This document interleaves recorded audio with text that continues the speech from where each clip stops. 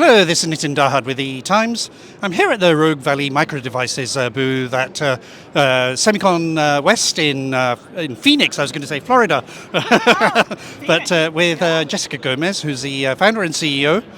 Jessica, hello. How are you? I'm doing great. How are you? I'm good. So we've covered you in EE Times quite extensively, but just give us an update on where you are, because I think you're doing a big fit out in Florida, and hence you have the palm trees on the booth. But tell me a little bit about where you are right now. Well, it's a really exciting time for us. We are nearing the sort of home stretch of getting our new facility in Florida together. It's going to be 4 times the manufacturing space that we have currently in Oregon. And this facility is really going to be a pretty special facility for the MEMS community. So we're making it a bridge facility. It's going to be capable of doing 200 and 300 millimeter wafer manufacturing for MEMS. Okay, and just so the capacity that you're putting in is kind of like a complement. It's replicating what you've already got in Oregon, is that right? To some extent. We'll have new capabilities. We're going to be bringing on plating capability. We're going to bring on stepper capability. And so they'll be complementary, and then we're going to have the capability to really be a backup for Medford. We have a lot of customers that have been struggling for additional capacity in the Medford facility, so this will solve a lot of those issues, as well as really offer more supply chain resilience to our customers. Now, the Florida fab will give you that significant additional capacity and it'll be up and running by January 26, is that right? That's what we're targeting, yeah. We're hoping to start sending out some wafer services from the facility in December, and then heading into really MEMS fabrication in the first of the year.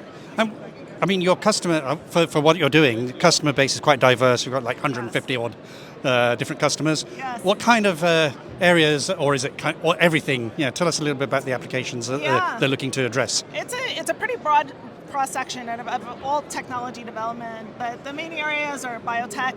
We do a lot in biotech, aerospace and defense, of course. We're seeing a lot more happening in the optical market for different types of devices. And then, just really everything else in between, everything from people need test patternings and wafers with coatings and short loop experiments, and some devices don't even fit into a particular category, right? And what are your big challenges, not just for the fit out, but generally in the industry and maybe for what you're doing right now as well?